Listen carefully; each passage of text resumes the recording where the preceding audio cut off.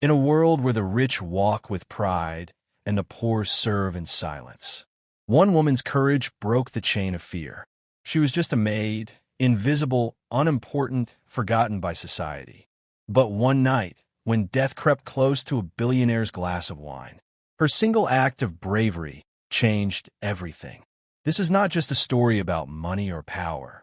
It's a story about truth, courage, and destiny. You're listening to Tales by Wealth, where powerful African stories come alive. Make sure you like, subscribe, and turn on your notification bell, because what you're about to hear will shake your heart and remind you that even the smallest voice can change the world. It all happened in one heartbeat. The poor maid's fist flew through the air, swift, desperate, and shocking. And when it landed squarely on the billionaire's jaw, the entire banquet hall froze. A wine glass slipped from someone's hand and shattered on the marble floor. The live band stopped mid-beat. Even the air seemed to hold its breath. The punch echoed, a sharp, thunderous crack that silenced laughter and sliced through the hum of luxury. Chief Obinna Okafor, one of the richest men in Lagos, stumbled backward, eyes wide, lips parted in disbelief. Guests gasped, clutching their handbags and phones, recording in stunned silence. And there she stood, Ngozi, a poor maid in a faded blue uniform, trembling, her chest rising and falling rapidly, eyes wide with fear, not anger. Everyone thought she had lost her mind. Did she just hit Chief Obinna? Someone whispered. She's finished, hissed another. Security, grab that girl, shouted the event manager. But Ngozi didn't move. Her voice quivered, yet it carried enough fire to pierce the shock. If I didn't do it, he would have died. The crowd gasped again. What was she talking about? How could punching a man save his life? The billionaire, clutching his jaw, glared at her. What nonsense, he began, but his words faded. His knees wobbled, his face drained of color. And then he collapsed. The great Chief Obinna fell face first onto the marble floor. Screams filled the hall. Phones flashed. Panic spread like wildfire. Ngozi dropped beside him instantly, tears flooding her eyes. Please, somebody call an ambulance, she cried, shaking his shoulder. Security guards dragged her away roughly, but she fought them.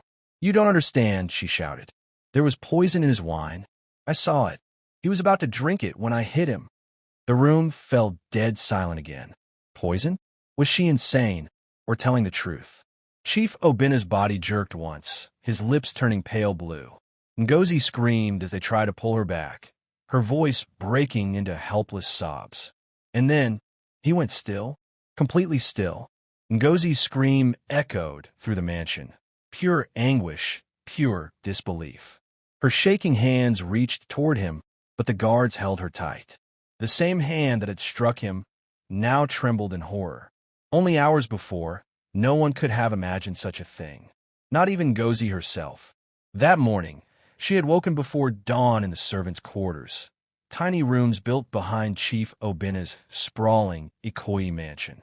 The other maids still slept, curled under thin blankets. Ngozi sat quietly on her narrow bed, clutching the small wooden cross her late mother had given her.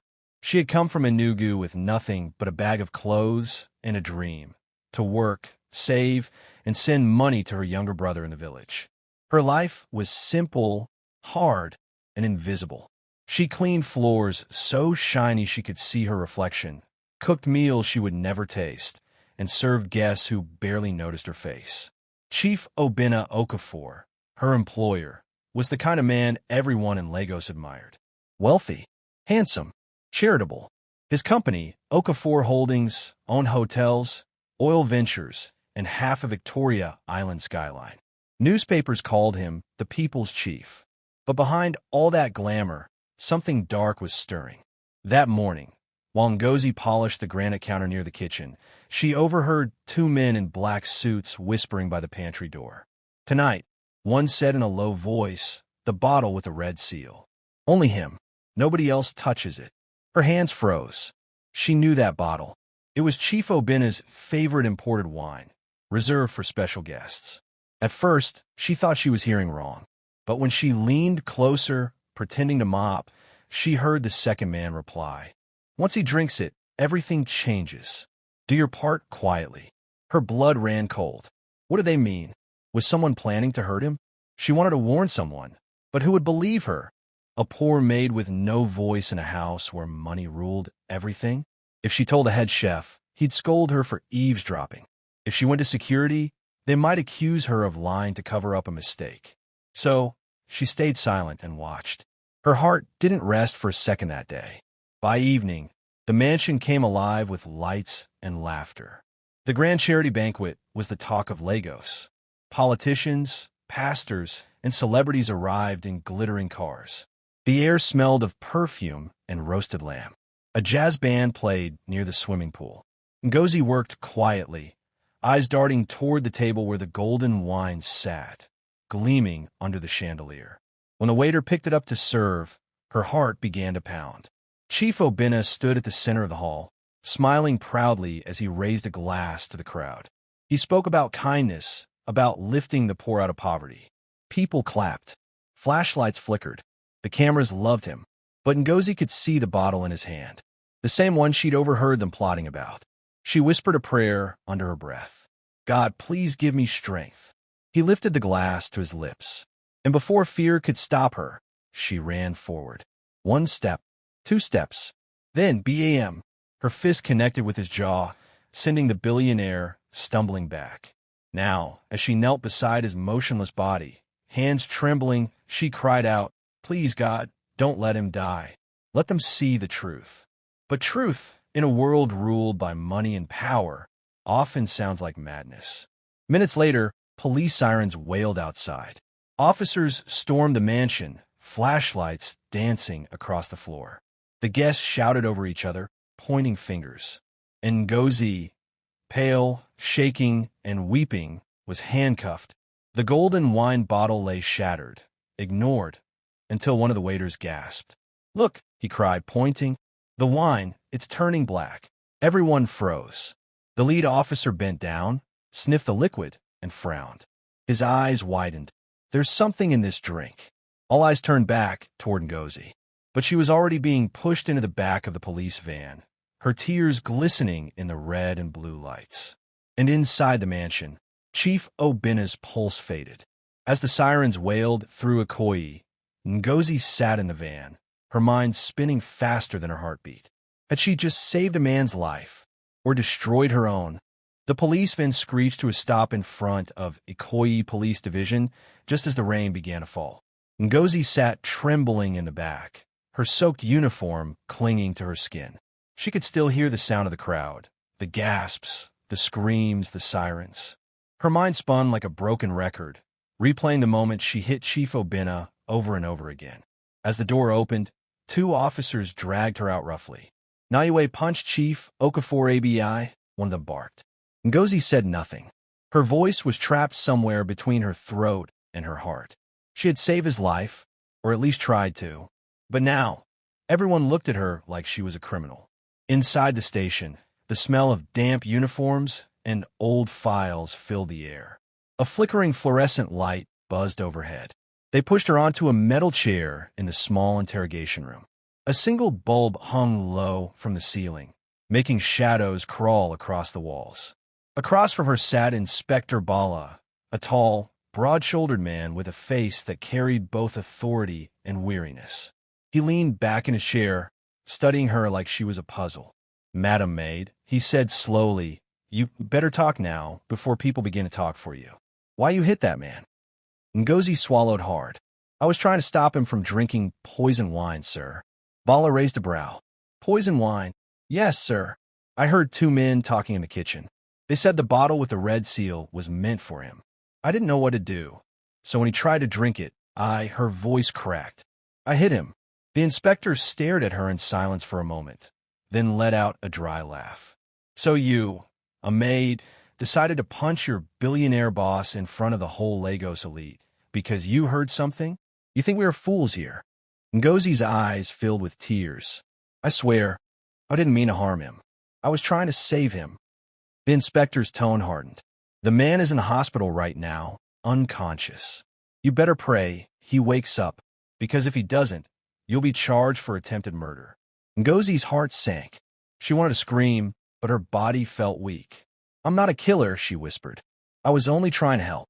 Outside the room, officers whispered among themselves. News of the scandal had already spread across social media. Hashtag Maid punches Billionaire was trending on Twitter. Some called her a witch. Others said she was brave. But no one knew the truth. Back inside, Inspector Bala leaned forward, tapping a pen on the table. "You say the drink was poisoned. Who were the men you heard?" Ngozi tried to recall. "I didn't see their faces clearly. They wore black suits. One tall, one short. They spoke softly, but I heard the words Red Seal and only him." The inspector scribbled something in his notebook. "And you didn't report it to anyone before the party?" Ngozi shook her head miserably. "I was scared. I thought they wouldn't believe me." Bala sighed heavily. "You're right about one thing. They wouldn't. But right now, your story is the only thing keeping you from cell." He stood up and called to the constable at the door. "Take her fingerprints and find that bottle from the scene. I want to test it at once." Ngozi's head jerked up. "The bottle. It spilled on the floor, sir. But people saw it." The liquid turned black. He looked at her sharply. "Who saw it?" "The waiter. The one who served it." "Please, he can tell you." Inspector Bala made a note again, but his face stayed unreadable. "We'll see." Hours passed. Ngozi sat alone in the cold cell, listening to the rain beat against the roof. Her hands shook as she whispered a prayer. "God, please let him live. If he dies, I'm finished." Through the bars, she saw a young officer rush in from the front desk, holding a phone. He knocked quickly on the inspector's office door. "Sir, the test results just came in from the lab." Bala looked up sharply, and the officer hesitated. "There's something inside the wine, sir. They said it's cyanide." The inspector's eyes widened. "What?" "Cyanide, sir. They confirmed it." A few more sips, and Chief Obina would have died before they even got him to the hospital. For a moment, Bala said nothing. He leaned back slowly, rubbing his chin. So the girl was telling the truth. Minutes later, the cell door creaked open. Ngozi looked up, fear written across her face. The inspector stood there, his expression softer now. "You're lucky," he said quietly. "They found poison in the drink. You saved that man's life." Ngozi gasped. Her trembling hands covered her mouth. "He's alive." The inspector nodded. "For now. He's still unconscious, but the doctors said he might recover." Tears streamed down her face as she whispered, "Thank you, Jesus." But then, the inspector's voice turned serious again. "However, this doesn't mean you're free. Someone tried to kill Chief Obina, and we need to know who. And if you're lying about those two men, I will personally make sure you regret it." Ngozi nodded quickly. "I'm not lying, sir. I swear on my mother's grave." The inspector looked into her eyes for a long moment, then said quietly, "I believe you. But there's something you need to understand. Whoever planned this is powerful, more powerful than you can imagine. You just got yourself into a war you didn't start." Ngozi felt her stomach twist. "What do you mean?" He sighed. "Chief Obina's wealth has enemies, inside and outside his home. Some of them might already know that you overheard something you shouldn't have." Her heart pounded faster. "You mean they'll come after me?" He nodded gravely. "That's why you're not going home tonight. You're safer here." Meanwhile, at St. Nicholas Hospital, the billionaire lay unconscious. Machines beeped softly beside him. Outside his private ward, two men in suits stood whispering. "He didn't die," one said in a low, angry voice. The other clenched his jaw. "Then we have a problem. That girl, she saw something. Should we silence her?" The first man asked coldly. The second shook his head. "Not yet. We'll wait till morning." He glanced toward the closed door of Chief Obina's room and smirked. "Let him wake up first.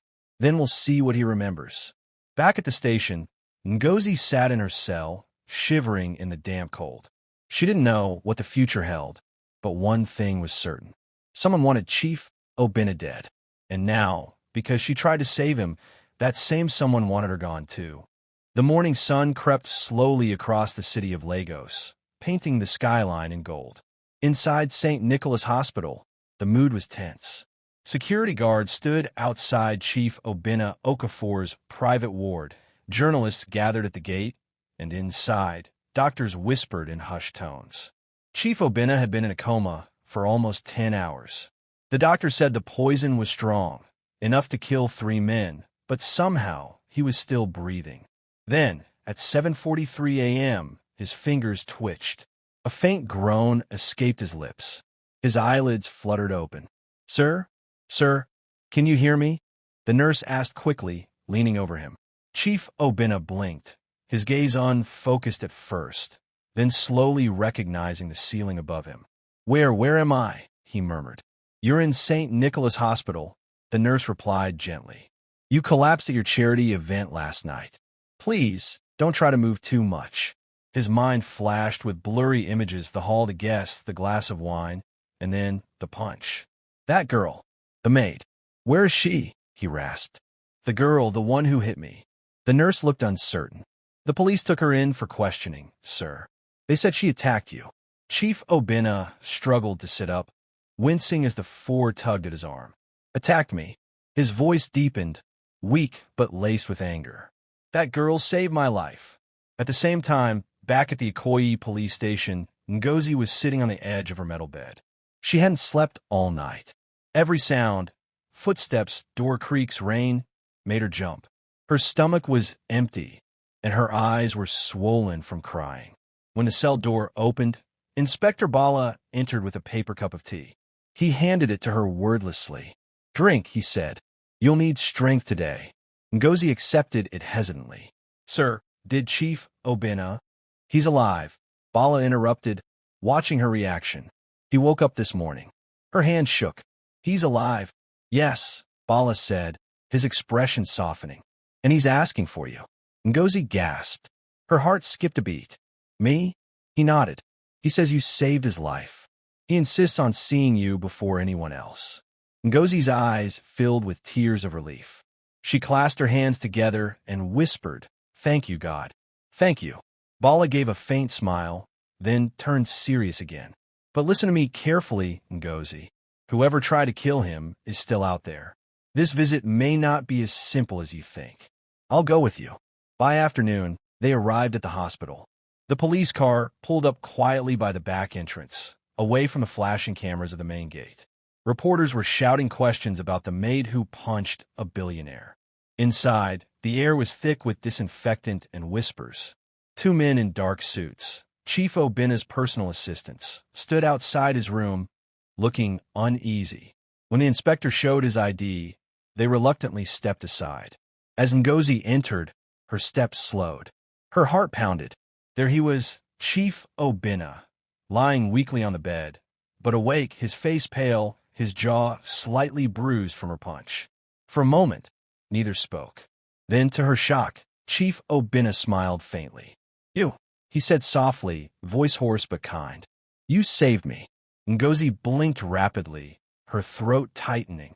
"Sir, I'm sorry. I didn't mean to hurt you. He raised a weak hand, cutting her off. "You did what no one else had the courage to do. I owe you my life." Ngozi's tears spilled freely now. "Everyone thought I was mad, sir. They said I attacked you." Chief Obina chuckled weakly. "They would. In this world, truth often wears the face of madness." Then his tone darkened. "But you said you saw someone put poison in my drink?" Ngozi nodded quickly. 2 men, sir. They were in black suits. I overheard them in the kitchen. They said, only him should drink it. I didn't see their faces clearly."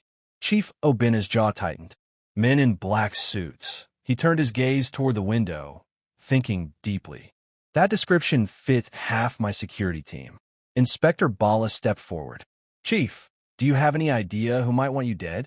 Chief Obina sighed, his eyes weary. "Inspector, power attracts snakes. I made enemies in business." But he hesitated. "There's something else you should know. I recently changed my will." Bala's brows shot up. "Your will?" "Yes. 3 days ago. My lawyer and my younger brother were the only ones who knew. If I had died last night, my brother, Chaik Okafor, would have inherited everything." Ngozi's heart dropped. "Your brother?" Chief Obina nodded slowly. "He's been acting strange lately, avoiding calls, arguing over the company's direction, and he was at the banquet last night." Inspector Bala exchanged a look with Ngozi. We'll need to question him immediately. But Chief Obina's voice grew weaker. Be careful with Chike. He's not foolish. If he's behind this, he won't make it easy. The inspector nodded. We'll handle it. For now, rest. We'll take the girl back safely. As they turned to leave, Chief Obina called out softly, Ngozi. She turned back. Yes, sir. He smiled faintly. You've been working in my house for how long? 2 years, sir. His eyes softened. From today, you're no longer a maid. When this is over, come see me. I'll make sure you never suffer again. Ngozi's lips trembled. Thank you, sir. God bless you.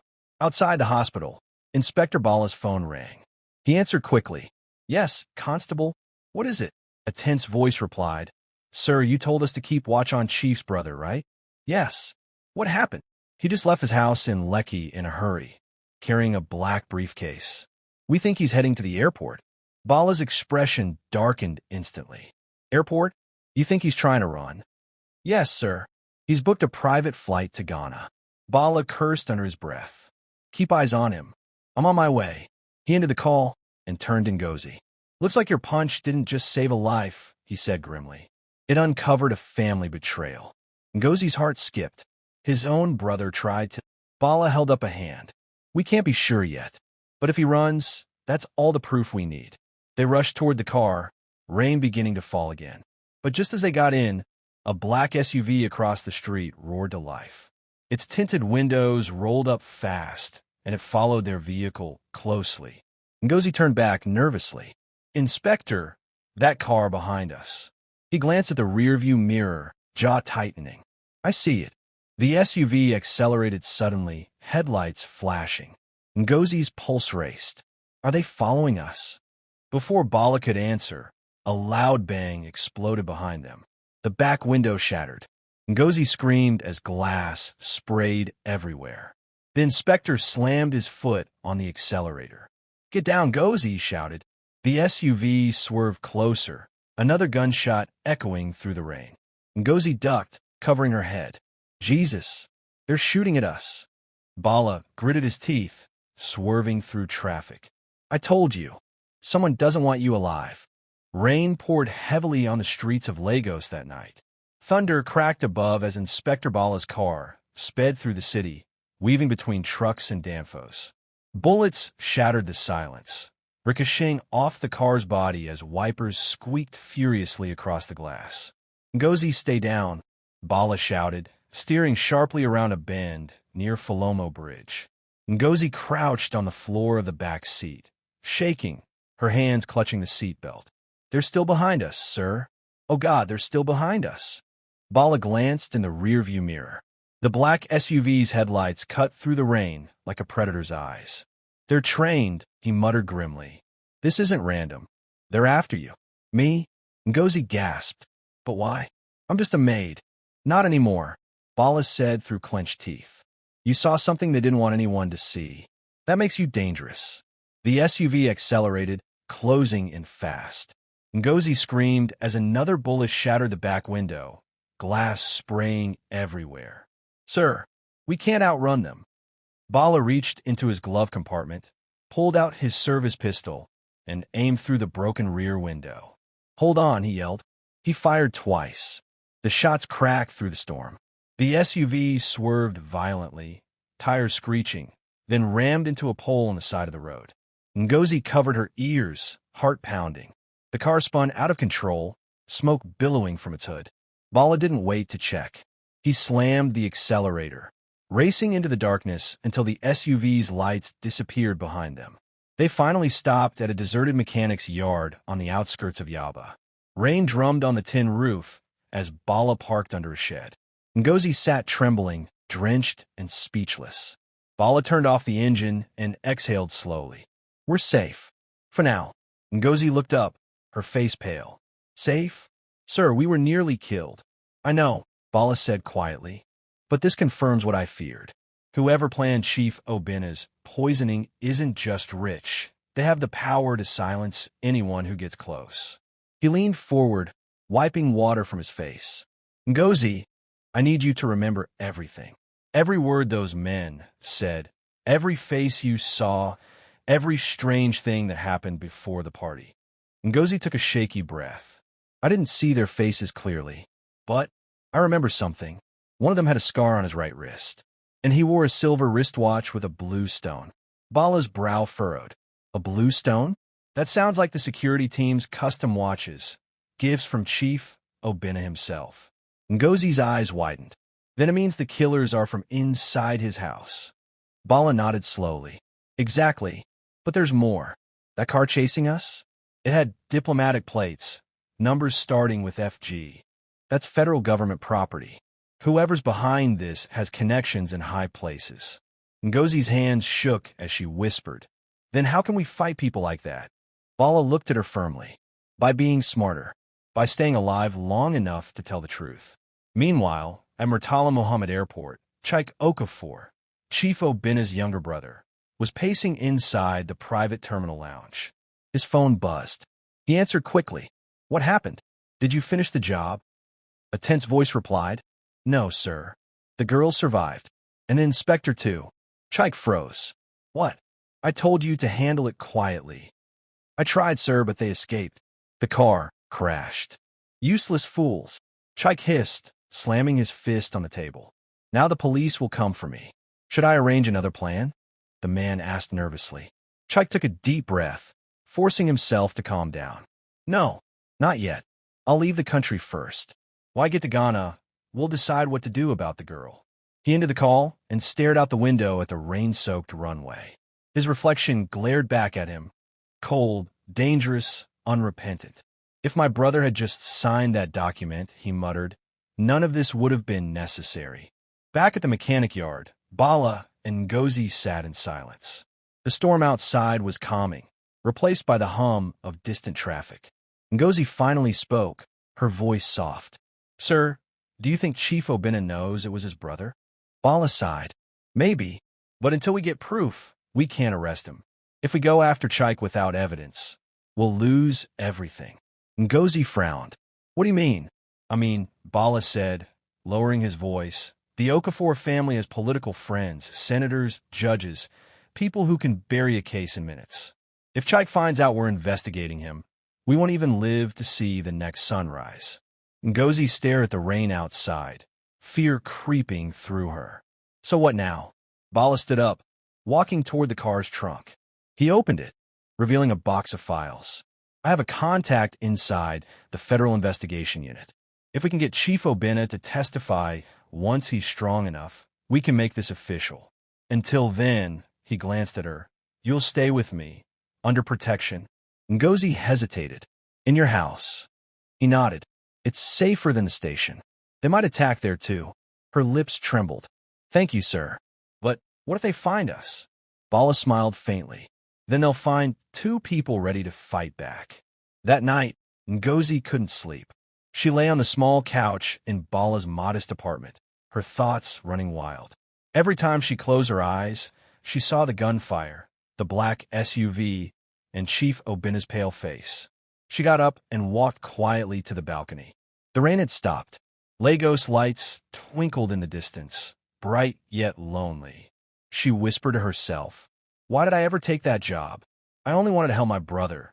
Now my whole life is upside down. Suddenly, her phone, one of the cheap ones the police had returned to her, vibrated. She frowned. Unknown number. She hesitated, then picked up. Hello. A male voice replied, calm and cold. Ngozi, listen carefully. You've done enough already. If you love your life, leave Lagos tonight. Don't ask who this is. Just disappear. Ngozi froze, her breath catching. Who are you? The line went dead. Her hand shook as she whispered, they found me. The next morning, Inspector Bala woke up to the sound of his phone ringing. It was the hospital.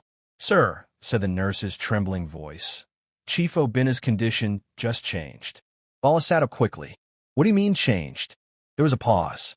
He's awake, sir, but he's asking for you and Ngozi. He said he remembers something important about last night. Bala grabbed his coat. We're on our way. But as they reached the door, a loud boom exploded from outside, the sound of a car blowing up in flames. They rushed to the window and froze. The inspector's car was on fire. Someone had planted a bomb. Ngozi gasped, covering her mouth. Sir, they found us. Bala stared at the flames, his jaw tightening. They're not trying to scare us anymore, he said coldly. They're trying to erase us. Before we continue, drop a comment below and tell us where you're watching from. Globe showing Europe, Africa. And tell me, if you were Ngozi, would you stay and fight to uncover the truth or run for your life before it's too late? Don't forget to like this video, subscribe to the channel, and turn on the notification bell so you don't miss what happens next. Gunfire erupted inside the tiny apartment. Bullets splintered the wooden door, sparks flew, and Ngozi screamed as she dived behind the couch. Stay down, Inspector Bala shouted, firing back at the masked men storming into the room. The air was filled with smoke, thunder, and the echo of gunshots. The electricity was still out. Only flashes from the gunfire lit the chaos. Bala ducked behind the wall, reloading his pistol. Ngozi crawled to the kitchen now. She dropped to her knees, heart pounding, crawling across the cold tiles as glass shattered above her. A bullet whizzed past her ear, embedding in the cupboard. She gasped, clamping a hand over her mouth to stop herself from screaming. Bala took another shot, hitting one attacker in the shoulder. The man screamed, fell, and another dragged him away. There were at least 3 of them, trained, coordinated, ruthless. The inspector grabbed Ngozi's arm and pulled her toward the back door. Move! They dashed into the narrow corridor behind the building, rain pouring down once again. Ngozi stumbled, her bare feet splashing through puddles.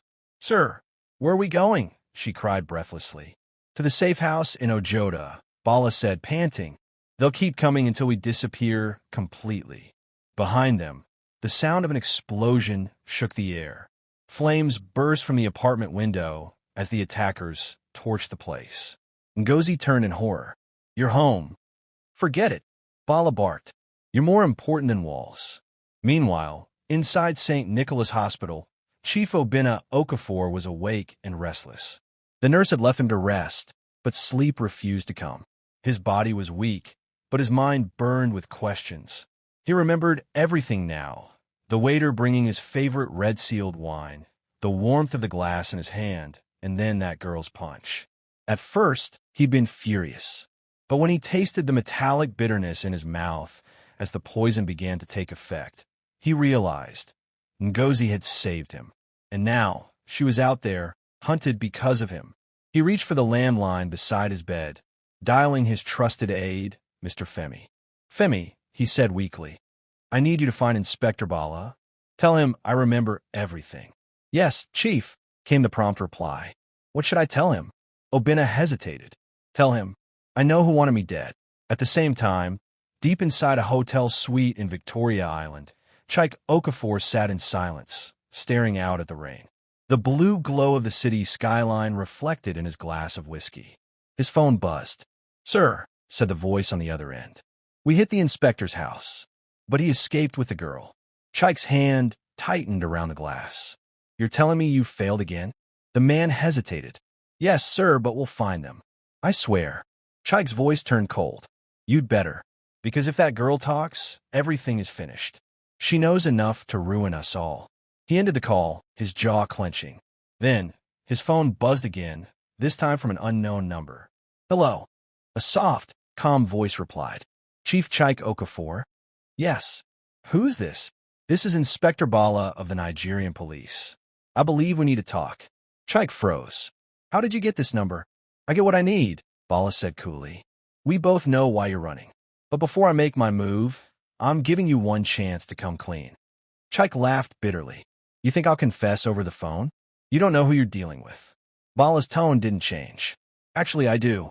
You're the man who tried to murder his own brother for money. And now, you're planning to kill the only witness who can prove it. There was silence on the line. Then Chike's voice dropped to a dangerous whisper. If you know that much, Inspector, you've already signed your death warrant. The call ended. Bala lowered the phone slowly, his jaw set. It's him, he said to Ngozi. He didn't even deny it. Ngozi looked horrified. His own brother? How could someone do that? Bala sighed. When greed mixes with envy, even blood turns poisonous. At dawn, they reached the safe house, a hidden government facility in Ojota, disguised as an old printing shop. Inside were plain walls, flickering lights, and two security officers who saluted Bala respectfully. "Sir, we were expecting you," one said. Bala nodded. "This is Ngozi. She's under full protection. No one gets in or out without my say-so." "Yes, sir." Ngozi sat quietly on the small bench in the corner, her eyes distant. "Do you think they'll stop, sir?" Bala shook his head. "No, not until Chief Obina himself names his brother. We need him to speak publicly." "But what if they get to him first?" Ngozi whispered. Bala hesitated. "That's what I'm afraid of." Back at the hospital, Chief Obina lay in bed, unaware that two of Chaik's men had already entered the building disguised as maintenance workers. They moved quietly through the corridors, pushing a cart filled with cleaning supplies and a hidden pistol. The nurse on duty smiled at them briefly. "You're late for your shift." "Traffic, madam," one replied smoothly. "We'll be quick." As they approached the private ward, one of them whispered, "No mistakes this time. Once we finish, we disappear to Ghana." They opened the door quietly. Chief Obina looked up weakly. "Who are you?" The taller man smiled faintly. "Just cleaners, sir." Then he pulled out the gun. At the same moment, Bala's phone buzzed urgently. It was Femi. "Inspector, Chief Obina just called me. He said he knows who poisoned him." He was about to tell me when the line went dead. "Something's wrong." Bala's blood ran cold. "The hospital." He grabbed his jacket and turned to Ngozi. "We're going back." Ngozi's eyes widened. "Now? It's dangerous." Bala loaded his pistol. "If we don't get there first, he won't live long enough to tell the truth." They sped through the early morning traffic, sirens off, tires screeching. At the hospital, chaos was already unfolding. One of the assassins had fired a shot, grazing a nurse's arm as she screamed and bolted for safety. Chief Obina struggled weakly against his sheets, trying to shout for help. The taller hitman aimed the gun at him again. "Goodbye, Chief." But just as he pulled the trigger, bang! A bullet tore through the window, hitting him square in the shoulder. He screamed, dropping the weapon. Inspector Bala stormed into the room, followed by Ngozi. "Drop your gun now," Bala roared. The second man swung his weapon toward Ngozi. "Stay back." She froze. The barrel of the gun pointed directly at her face. Chief Obina gathered the last of his strength and shouted, "Don't you dare." The distraction was enough. Bala fired once more. The gunman fell. Ngozi stood frozen, her body shaking. The smell of gunpowder filled the air. Bala ran to Chief Obina's side. "You're safe now, sir. It's over." Obina coughed weakly, his breathing shallow. "No, it's not over yet." He turned his head toward Ngozi, his eyes full of gratitude. "You saved me again, child. Twice now." Ngozi knelt beside his bed, tears running down her cheeks. "You don't owe me anything, sir. I just couldn't watch you die." He gave a faint smile. "You have a pure heart. Don't lose that." Then he looked at Bala. "Inspector, there's something you need to know. My brother, Chaik, he's not working alone." Bala frowned. "What do you mean?" The rain had stopped, but the city of Lagos felt heavier than ever. A gray dawn hung over St. Nicholas Hospital, where the lifeless body of Chief Obina Okafor lay under a white sheet. Nurses whispered in sorrow. Journalists crowded the entrance. Police tape cordoned off the building. Inside the ward, Inspector Bala stood silently beside the body, his face tight with anger. Beside him, Ngozi sat on a metal chair, her eyes red from crying. "He died trying to tell us the truth," Bala said quietly. Ngozi wiped her tears. "He said someone else was behind it, a politician." "Yes," Bala replied. "And if that's true, we're not just dealing with greed. We're dealing with power." Back at the police headquarters, Bala stormed into the commissioner's office. "Sir, I'm requesting immediate clearance to investigate Chief Chaik Okafor for murder," he said firmly. The commissioner, a plump man in a dark blue uniform, leaned back slowly. "Bala, do you have any idea who you're talking about? Chaik Okafor is connected. You touch him, and you touch half the people in Abuja." "With all due respect, sir," Bala shot back, "I don't care who he knows. His brother was poisoned. 2 hitmen tried to finish the job at the hospital. How much more evidence do we need?" The commissioner's gaze hardened. You're letting emotions cloud your judgment. Chief Obina's death is being classified as cardiac arrest. Officially, there's no foul play. Bala froze. What? I've been given direct orders from above, the commissioner said. This case is closed. You're off it. Bala clenched his fists. You mean you're covering it up? The commissioner's voice dropped. Careful, Bala. You've already made too much noise. Take my advice. Drop this before it drops you. Bala stood there for a moment, then turned and walked out, fury burning behind his calm expression. Ngozi was waiting for him outside the station gates, clutching her shawl tightly. Sir, what did they say? She asked hopefully. They shut it down, Bala replied bitterly. The case is dead. Ngozi's eyes widened. Dead? But Chief Obina was murdered. How can they ignore that? Bala sighed deeply. Because the man behind it isn't just rich, he's untouchable. A senator, most likely. Chief mentioned him before he died. She stared at him, her voice shaking. Then what happens to us now? Bala looked around, lowering his voice. Now, we play smart. If they want the case buried, we'll dig it up ourselves. That night, they went underground. Bala took Ngozi to a hidden office he kept behind an old tailor shop in Suralire, a secret workspace only he and one other trusted officer knew about. Files, photos, and evidence boards covered the walls. Bala switched on a small lamp. Welcome to my real office, he said dryly. Ngozi looked around, stunned. You've been working secretly? He nodded. For years. Lego's corruption runs deep. You don't survive it by playing by the rules. He spread photographs across the table. Chief Obina, Chaik, and a few unfamiliar faces. This, Bala said, pointing at a balding man in Agbada, is Senator Oladipo Hassan, former Minister of Trade. Powerful, ruthless, and greedy. Obina once exposed one of his illegal oil deals. Ngozi leaned forward. You think he helped Chaik? I don't think, Bala said grimly. I know. He opened a file. 3 weeks before Obina's death, Chaik transferred 500 million Nigerian nairas into one of the senator's offshore accounts. The same week, Obina changed his will, cutting Chaik out completely. That was the motive. Ngozi gasped softly. So Chaik killed his own brother to get back what he lost? And the senator helped him cover it up? Bala nodded. Exactly. But we can't go public yet. We need hard evidence. A voice recording, a confession, something undeniable. Hours later, at Eco Hotels and Suites, Senator Hassan met privately with Chaik in a luxury suite. The senator's voice was calm, almost lazy. You caused too much noise, Chaik. Lagos police are sniffing around. Chaik scowled. I handled it. The inspector's been silenced. Silenced? Hassan chuckled darkly.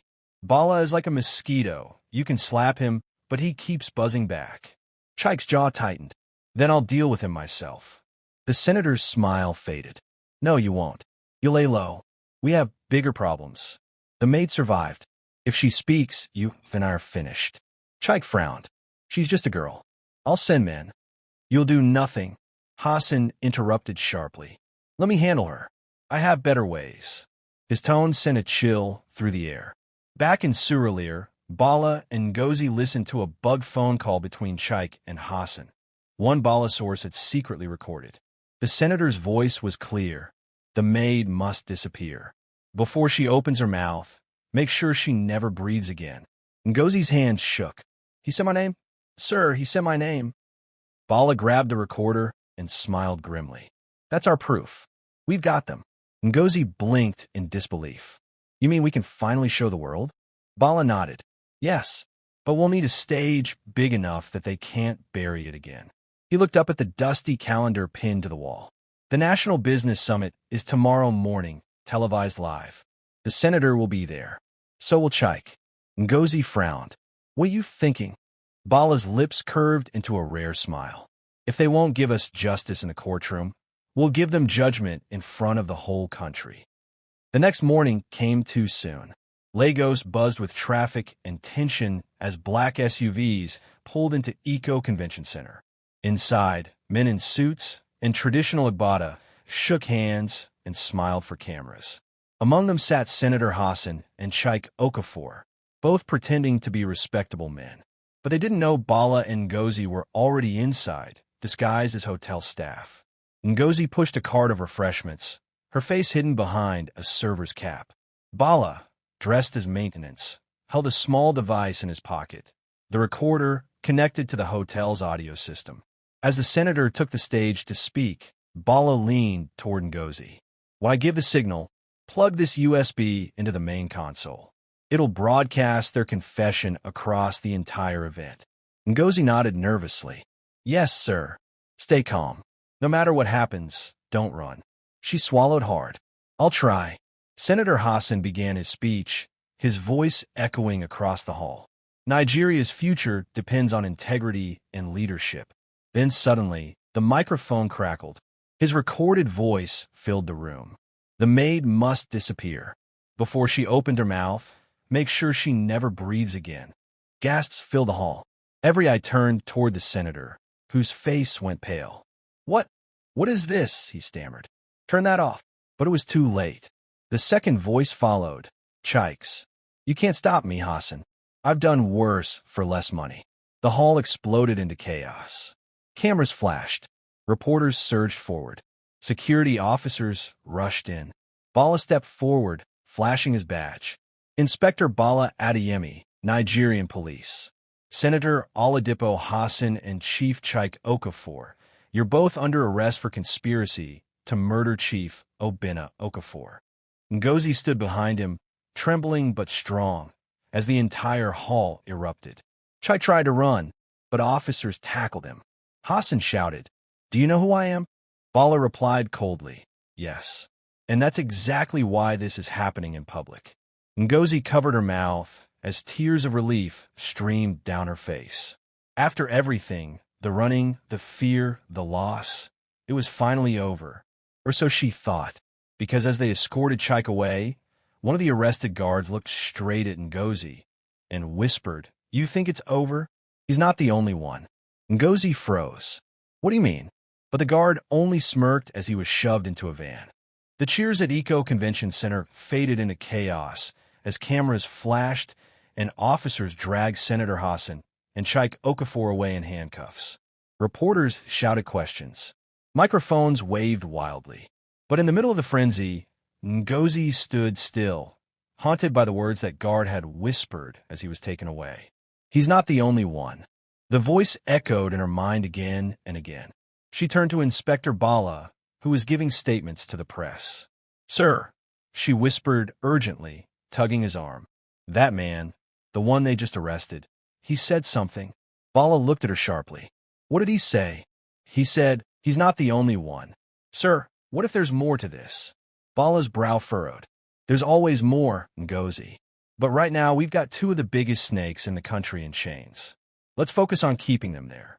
He guided her toward the waiting police convoy, the flashing blue lights reflecting in their eyes. "You've done enough for one lifetime," he said softly. "Once the paperwork's done, I'll make sure you get proper protection." Ngozi nodded slowly, but something about that warning wouldn't leave her. Hours later, back at the Ikoyi police headquarters, the corridors buzzed with excitement. Officers congratulated Bala as he walked through.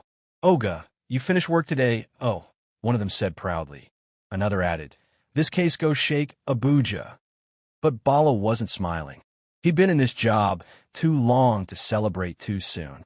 In the interrogation room, Senator Hassan sat handcuffed, his agbada rumpled, but his arrogance untouched. Across from him, Bala dropped a folder onto the table. "You're going down, Senator. The recording is enough to bury your entire career." Hassan smiled thinly. "Inspector, you're a brave man. But do you know what happens to brave men in this country? They end up in accidents." Bala leaned forward, his gaze like ice. "Then let me make sure the crash takes you with me." He turned to leave, but the senator's next words made him stop. "You think I'm the only one involved? My boy, you've just scratched the surface. You have no idea who you've provoked." Bala glanced back. "Try me." The senator's smile widened. "You'll see soon enough." That night, Ngozi was taken to a government safe house in Ikeja, a small, secure building with guards posted outside. She finally had clean clothes, warm food, and a soft bed. But her mind refused to rest. She sat by the window, staring at the city lights. The silence was heavy, almost too heavy. Her phone had been confiscated for security reasons, but she couldn't shake the unease crawling up her spine. Then, click, the light bulb flickered. Ngozi frowned. "Hello," she called out softly. No answer. A shadow moved across the corridor outside her room. She froze, heart racing. Before she could react, the door creaked open, and a hand covered her mouth. She struggled, eyes wide, until she heard a familiar whisper. "Shh, it's me." She turned. It was Inspector Bala. "Sir," she gasped, her voice trembling with relief. "You scared me." "Quiet," he said, locking the door behind him. "We don't have much time." "What do you mean? Aren't we safe here?" Bala's expression was grim.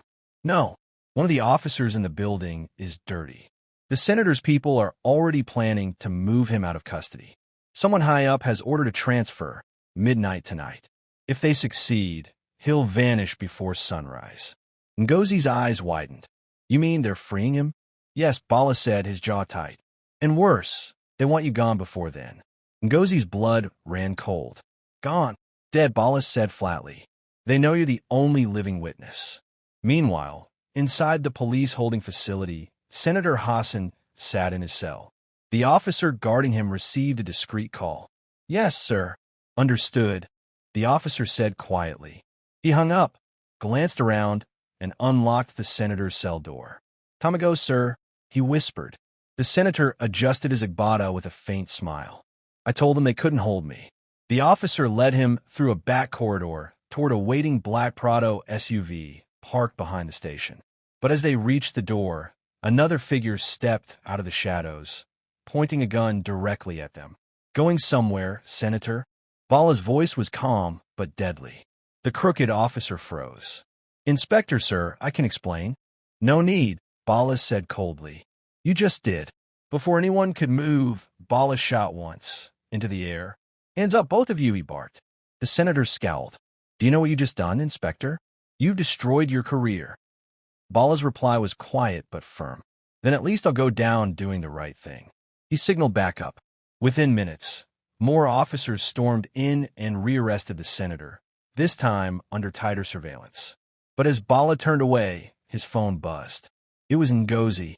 He answered immediately. "Ngozi? Are you safe?" Her voice was frantic. "Sir, someone's trying to break in." Then the line went dead. Bala's heart jumped. "No!" He bolted toward his car, shouting orders into his radio. "All units, secure the Acacia safe house now." The drive felt endless. Rain started again, drumming against the windshield. By the time he arrived, the gate was wide open. One of the guards was lying unconscious on the ground. Bala rushed inside, gun drawn. "Ngozi," he shouted. No answer. He ran to her room. Door shattered, window broken. Her phone lay on the floor, the screen cracked. On the wall, written in bold red marker, were the chilling words. "She knows too much." Bala froze, his chest tightening. He clenched his fists. "No, not her." He stormed outside, shouting to his men, "Seal every road out of Acacia. I want every checkpoint watching for a young woman, about 25. Move." But deep down, fear clawed at him. He'd seen this kind of disappearance before. Ngozi wasn't missing by accident. She'd been taken. Back inside a dark warehouse on the outskirts of Betrayal, Ngozi's eyes fluttered open. Her hands were tied behind her back. Her head throbbed. A voice spoke from the shadows. "Finally awake?" She turned and froze. It wasn't Shaikh. It wasn't the senator. It was a police officer. One she recognized. "Officer Kalu?" She whispered, horrified. "You're the one who drove us from the hospital." He smirked. "Smart girl. I told the senator I could finish what his men couldn't." "Why?" she cried. "Why would you betray your own people?" Kalu shrugged. "Money. Power. Things you'll never understand. You should have stayed in your lane, house girl." Ngozi's voice shook. "Please, you don't have to do this." He chuckled coldly. "You should have thought of that before you embarrassed important men on live television." He raised his gun slowly. "Don't worry. It'll be quick." But just as he cocked it, bang, a bullet shattered the lamp beside him. Kalu spun around in shock. From the doorway, Bala stepped in, soaked in rain, gun aimed steady. "Drop it, Kalu." Ngozi gasped. tears filling her eyes. "Sir," Kalu laughed darkly. "You're too late, Inspector. The girl's already marked for death." Bala took a step forward. "Then I'll mark you first." Kalu fired. Bala ducked. 2 shots cracked through the air. One hit Kalu's shoulder, spinning him backward. He groaned and fell. Bala rushed Ngozi, cutting her ropes. "Are you hurt?" She shook her head, trembling. "No, I thought I was dead." He helped her to her feet. "You're not dying on my watch." Outside, sirens wailed as backup arrived. They loaded Kalu into a van. He glared at Ngozi as he was dragged away. "You think you've won? You don't know who you're fighting."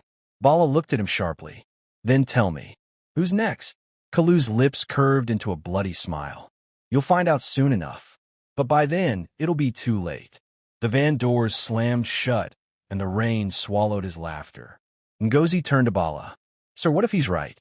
What if there's someone even bigger behind this?" Bala looked up at the stormy sky, rain streaming down his face. "There is," he said quietly. "And now we have to find them, before they find us." The next morning, Lagos was wrapped in mist and tension. The headline screamed, "Senator Hassan and Sheikh Okafor in custody. Inspector survives attempted assassination." But for Ngozi and Inspector Bala, the storm was far from over. They sat in a small office at the Federal Investigation Unit in GRA, Ikeja. Files covered the table, photographs, phone records, and one name circled in red. The minister. Ngozi leaned forward, her voice trembling. "Sir," he said, someone bigger was behind it. "Could this minister be who Kalu was talking about?" Bala nodded slowly. "I believe so. Everything points to the Minister of Defense, Right Honorable Ibrahim Dinladi. He's the one pulling the strings." Ngozi frowned. "But why would a minister want Chief Obinna dead? What does he gain?" Bala opened a file and slid it across the table. "This. The late Chief Obinna was the only person who had proof that the minister was using fake contracts to siphon billions for national defense funds. He was about to expose him at a global press conference." Ngozi gasped softly. "So Chaik wasn't just greedy, he was desperate." "Exactly," Bala replied. "The minister promised him protection and power in exchange for his brother's silence." Ngozi shook her head slowly. "It's evil, pure evil." Bala sighed. "And now that Obinna's gone, we're next on their list." That same hour, inside a marble mansion in Maitama, Abuja, Minister Dinladi was sitting behind a large mahogany desk. He was calm, too calm.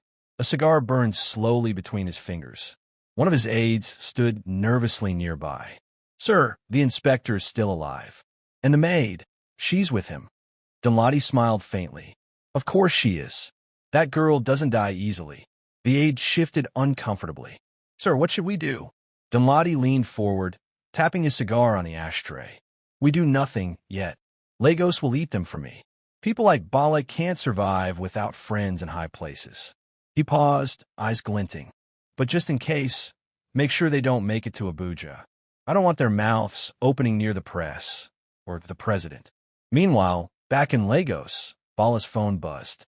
It was an unknown number. He hesitated, then answered. "Inspector Bala," a woman's voice said softly. "Yes." "Who's this?" "My name is Amara Obi. I used to work for the minister.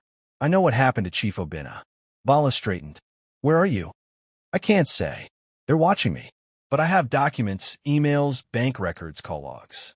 If they fall into the right hands, the minister and Chaik will never walk free again." Ngozi leaned closer, listening. "Please, Ma, help us. We'll protect you." Amara hesitated. "Meet me tonight at the old train station in Ibut Meta. Midnight. Come alone." The line went dead. Later that night, the rain returned, soft at first, then heavy. The old train station was dark, abandoned, and crawling with shadows. Bala and Ngozi arrived quietly, their coats dripping. "Stay close," Bala whispered. They walked through the station, flashlights cutting through the darkness. "Over here," a voice called softly. It was a woman, Amara. She looked terrified, clutching a brown envelope to her chest. "Are you Inspector Bala?" she asked. "Yes," he replied. "You're safe now. Hand me the file." Amara stepped forward, but before she could speak, a red laser appeared on her forehead. Bala's eyes widened. "Down!" A gunshot cracked. Amara screamed and fell. Ngozi dropped beside her, crying, "No, stay with us." But Amara's blood spilled across the floor. With her dying breath, she pushed the envelope into Ngozi's hand. "Don't let them destroy it." Then she went still. Bala grabbed Ngozi's hand. "We have to move now." Gunfire erupted again. Shadows darted across the platforms. The minister's men were everywhere. They ran, ducking behind old train carriages, bullets sparking against the iron walls. "Sir, we're surrounded," Ngozi cried. "Follow me," Bala shouted, firing as he ran. They burst through the side exit into the pouring rain. Ngozi clutched the blood-stained envelope tightly. Bala's phone buzzed. It was his deputy. "Sir, where are you? We heard gunfire." "No time," Bala said breathlessly. "Send backup to the old train station. We got the evidence." They raced toward the car. But as Bala started the engine, a black Jeep appeared from nowhere and rammed into them. The impact sent their vehicle spinning off the road. Ngozi screamed as glass shattered. Bala hit his head against the steering wheel, dazed. When he looked up, men in masks were dragging Ngozi out of the car. "Let her go," he shouted, firing one last bullet before his gun jammed. A blow to the head knocked him out cold. Ngozi woke up hours later in a moving van. Her hands were tied, her vision blurred. She could hear muffled voices in front. "She's a maid, right?" one said. "The one who exposed the senator?" "Yes. The minister wants her alive, for now. He's flying to Abuja tonight." Ngozi's heart pounded. They were taking her straight to the man who'd killed Chief Obinna. She whispered a prayer under her breath. "God, please don't let it end like this." Meanwhile, Bala woke up in a hospital bed, his head bandaged. His deputy stood over him, eyes wide. "Sir, you're alive. But the girl, they took her." Bala tried to sit up. "What?" "Yes, sir. Witnesses say armed men in a black van kidnapped her after the crash. They left toward the expressway." Bala gritted his teeth, pain flaring in his head. "How long ago?" "About 2 hours." He swung his legs off the bed, ignoring the pain. "We're going after them. Get a team ready. No politics this time. We're taking them all down." At a private airstrip near Abuja, Minister Dunladi stood beside his jet, smiling faintly as his men dragged Ngozi toward him. "You caused me too much trouble, young lady," he said coldly. "But don't worry. By morning, no one will remember your name." Ngozi stared at him defiantly. "You can kill me, but you can't kill the truth. The world already knows." Dunladi chuckled. "You think so? The world forgets quickly, my dear. But power never dies." He turned to his aide. "Put her on the plane. We'll finish this in the air." But just then, headlights flared at the far end of the runway. Engines roared. A police convoy burst through the gates, sirens blaring. "Hands up!" shouted a familiar voice. The minister spun around. Bala stepped out of the lead car, gun in hand. "It's over, Dunladi." The minister smirked. "You again? You never learn." He grabbed Ngozi, pressing a pistol to her temple. "One more step, and she dies." Bala froze. "Let her go. You can't escape this." Dunladi laughed. "Escape? I own this country." But Ngozi's eyes met Bala's. And then, in one bold move, she elbowed the minister in the ribs hard. He flinched, firing once, missing. Bala fired back, 2 shots. The minister staggered backward, clutching his chest.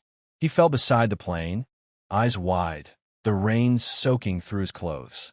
Ngozi stood, trembling, tears mixing with the rain. Bala lowered his gun and ran to her. "You okay?" She nodded weakly, still shaking. "It's over." He looked at the minister's lifeless body. "It's over." Ngozi clutched the envelope tighter. "Then let's make sure the world knows everything he did." Weeks later, newspapers across Nigeria and the world carried the story. Minister of Defense dead in gun battle. Corruption ring exposed. Maid turned heroine. Ngozi saves nation from Billionaire scandal. In a quiet ceremony, Chief Obinna's foundation was relaunched under a new name. The Ngozi Trust Fund, created to support women and workers who had been silenced by the powerful. As cameras flashed, Ngozi stood beside Bala, wearing a simple white gown, her face calm but strong. "I was just a maid," she said to the reporters. "But sometimes God uses the least expected people to do the bravest things. I didn't fight for fame. I fought for truth. The crowd applauded. Bala smiled proudly beside her. And somewhere, in the quiet corners of Lagos, people whispered her name, not as a servant, but as a symbol of courage. The story of the maid who saved a billionaire spread like wildfire. Every newspaper, radio show, and TV broadcast carried her name. Ngozi Nadi, the brave young woman who risked everything for truth. People called her Nigeria's daughter of justice. But fame, like a double-edged sword, cuts both ways. A month after the minister's death, Ngozi sat on the balcony of her small rented apartment in Surulere. The government had promised her safety. Sponsors sent money. Journalists requested interviews. She smiled for cameras, but inside, she was haunted.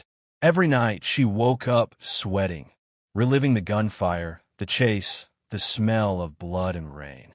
Even when she closed her eyes, she could still hear Chief Obina's last words. There's a politician behind this, someone higher. Someone higher. That line refused to die in her mind. At the federal headquarters, Inspector Bala was promoted to superintendent. The minister's case was officially closed, but Bala didn't celebrate. He had seen too much to believe in endings. That afternoon, his deputy, Sergeant Musa, knocked on his door. "Sir, there's something strange about the case files," Musa said, handing him a folder. Bala frowned. "What kind of strange?" Musa hesitated. "The minister's financial accounts. They were wiped clean right before his death. Not just closed, sir. Deleted from every system." Bala flipped through the pages. The audit logs were blank, erased. "That means someone's cleaning up the trail," Bala muttered. "But who, sir?" Musa asked. Bala looked up slowly. Whoever was above the minister. Later that evening, Ngozi was invited to a live television interview in Victoria Island. It was her first big national appearance since the ordeal. She wore a simple blue gown, her natural hair neatly tied, her smile warm but careful. The host, a sleek woman named Funk Adebayo, greeted her warmly.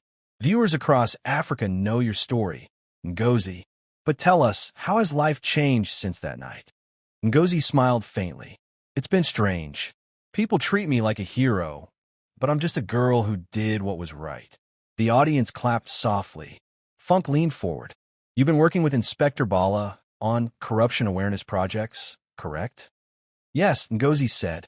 "We're helping train maids and workers to report crimes safely, so no one stays silent again." The host smiled. "That's wonderful.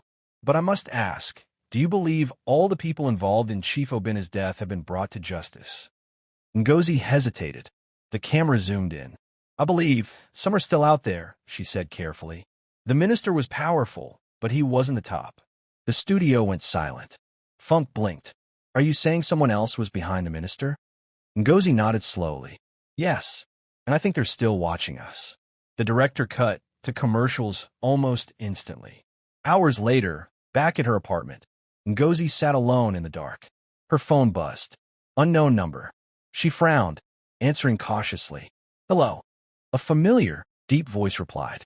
"Miss Ngozi, I saw your little interview tonight. Brave of you to keep digging." Ngozi's breath caught. "Who is this?" The voice chuckled softly. "Let's just say I work in the shadows where your inspector can't reach. Stop talking, or next time, your story ends quietly." The call ended. Her hands trembled as she called Bala. "Sir, someone just threatened me." Bala's voice hardened instantly. "Stay where you are. I'm coming now." Minutes later, Bala's car pulled up outside her compound. He stepped out, scanning the street. Everything looked calm. When he reached her door, he noticed it wasn't locked. "Ngozi," he called, pushing it open. The lights flickered. She was sitting on the floor, crying softly. "They call me, sir. They know where I live." Bala knelt beside her. "You're not alone. We'll move you to a secure location." But as he helped her pack a small bag, he noticed a white envelope on the table. No name, no stamp, just a single word written in neat handwriting. "Truth." He opened it slowly. Inside was a photograph, grainy but clear. It showed Minister Dinladi shaking hands with another man. A tall, dark-skinned man wearing military camouflage. Bala's blood ran cold. He knew that face. General Emeka Maid, Chief of Defense Staff, one of the most powerful men in the country. He handed the photo to Ngozi. That's who the minister worked for. Her eyes widened. He's still alive? Yes, Bala said grimly. And now he's cleaning up what's left. The next morning, while Bala was on his way to brief the inspector general, his car suddenly braked hard. A black Jeep had blocked the road. Before his driver could react, masked soldiers surrounded them. Inspector Bala Adeyemi, one of them barked, "You're under arrest for conspiracy and theft of government property." Bala's jaw tightened. Under whose orders? The soldier smirked. "You'll find out soon enough." They dragged him into the Jeep and sped off. When Ngozi heard he'd been arrested, she ran to the station, but no one would talk to her. "They said it's federal business," one officer whispered. "Orders came from the top. Even the commissioner can't interfere." Ngozi's heart pounded. "The top? You mean?" "The general," he said softly. That night, she sat alone, clutching the photograph. Her tears fell onto the glossy paper. "I won't stop," she whispered, "even if it kills me." She picked up her phone and called a reporter she trusted. "Madam Adiz," she said, voice shaking. "I have a story, but if you air it, you must promise me one thing." "What's that?" the reporter asked. "If I disappear, don't let them erase me." 2 days later, Bala was released suddenly. No explanation, no paperwork. But his eyes were hollow. When Ngozi met him, he looked like a man carrying a ghost. "What happened?" she asked softly. He hesitated. "They warned me. Told me to stop digging, or they'll come for everyone I care about." Ngozi clenched her fists. "Then we keep fighting? For Chief Obinna. For the truth." He looked at her sadly. "Ngozi, sometimes truth demands a price we can't pay." She stepped closer, her voice steady. "Then let it take everything, because lies already cost too much." That night, Ngozi released the photograph to the press under an anonymous name. By dawn, it was everywhere, online, on the news and the papers. New evidence links General to minister's death. But she never saw the headlines. Her apartment door was found open that morning. Her bed, empty. Her phone smashed. And on the table, another white envelope. This one said, she should have stayed silent. The morning Ngozi disappeared, Lagos went quiet. Her name trended again. Hashtag Justice for Ngozi. But this time, the tone was different. It wasn't celebration. It was mourning. Every news station replayed her last TV interview. Her soft-spoken voice echoed across the nation. Sometimes you must stand for truth, even if it means standing alone. Inspector Bala sat at his desk in silence, staring at the photograph pinned to the wall, the one of General Emeka Maid shaking hands with the late Minister Damladi. Rain hit the window softly. Ngozi's empty chair across from him felt like a wound. He had seen too much death in his career, but Ngozi's loss crushed him in a way nothing ever had. His deputy, Sergeant Musa, entered quietly. "Sir," the IGP called. "They said to drop the general's investigation." Bala didn't look up. "They can take my badge before they take my conscience." Musa hesitated. "Sir, I think you should see this." He handed Bala a brown envelope. No name, no address. Inside was a small flash drive and a note written in Ngozi's handwriting. "If you're reading this, they found me. But don't stop. The evidence is inside. Tell the world what they've done." Bala's hands shook slightly as he inserted the flash drive into his laptop. A video opened. The recording was dark and shaky, taken secretly, possibly on a hidden camera. Ngozi's whisper filled the room. "I'm in a military compound near Abuja. They think I'm blindfolded, but I'm not. I heard them say the general ordered Chief Obinna's death to cover stolen contracts worth billions. They're using the army to silence anyone who knows." A door opened in the video. A man's voice boomed. "She's recording something. Grab her phone." The screen went black. Then static.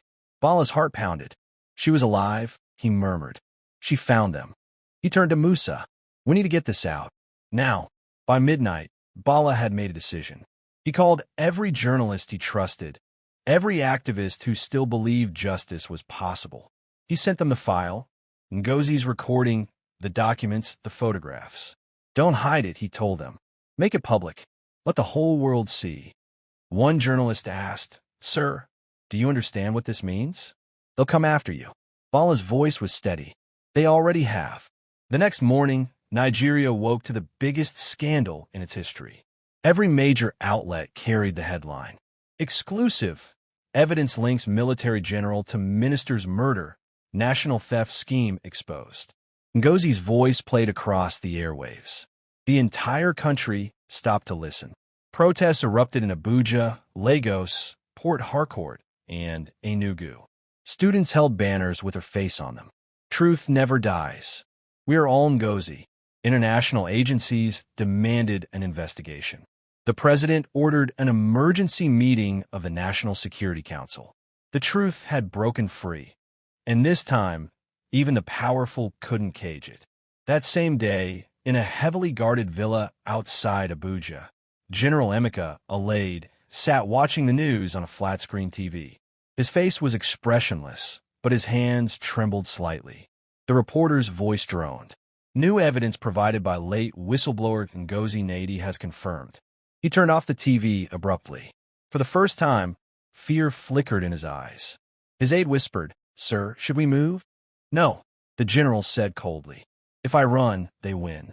If I stay, I'll rewrite the story." But before he could speak again, the sound of sirens filled the air outside. The villa gates burst open. Dozens of federal officers and soldiers stormed the compound. The general stood up slowly, adjusting his uniform. When Bala entered, leading the operation, their eyes met like fire meeting ice. "General Emeka Alade," Bala said, voice firm, "you're under arrest for murder, treason, and theft of public funds." The general gave a faint smile. "You think this country will ever jail me?" Bala replied, "Maybe not, but the world will remember who you really were." The general looked down for a moment, sighed, and said quietly, "You've won a battle, Inspector, but the war never ends." He raised his hands and surrendered. Weeks later, Lagos was alive with energy again. The Ngozi Trust Foundation launched officially, dedicated to training domestic workers, whistleblowers, and young activists to fight corruption safely. People from all over Africa donated. At the ceremony, Inspector Bala stood on stage, holding a framed photograph of Ngozi smiling in her maid's uniform. His voice cracked as he spoke. She was not a politician. She was not rich. She had no protection, no power. But she had truth, and that was enough to shake this nation. The crowd stood in silence, tears in many eyes. He continued softly. Ngozi taught us that heroes don't always wear suits or uniforms. Sometimes they wear aprons. The hall erupted in applause. That night, as Bala walked home under the Lagos streetlights, he looked up at the sky. The rain had stopped. The stars were bright. He smiled faintly. In the distance, a woman's voice echoed in his memory. Ngozi's voice strong and gentle. "Sir, if I die, promise me something." "What?" he had asked. "Promise me you'll keep fighting, even if the world stops believing." He whispered to the night, "I promise." A soft wind blew through the streets, and somehow he could almost hear her reply, "Then I'll never really die." Epilogue. Months later, the United Nations awarded Ngozi Nadi the posthumous Courage Medal. Her story became a documentary, her name taught in schools across West Africa. Children learned that bravery was not in wealth or strength, but in doing what was right, even when it costs everything. And across Lagos, women whispered her story like a prayer. Once, a poor maid punched a billionaire to save his life and ended up saving a nation.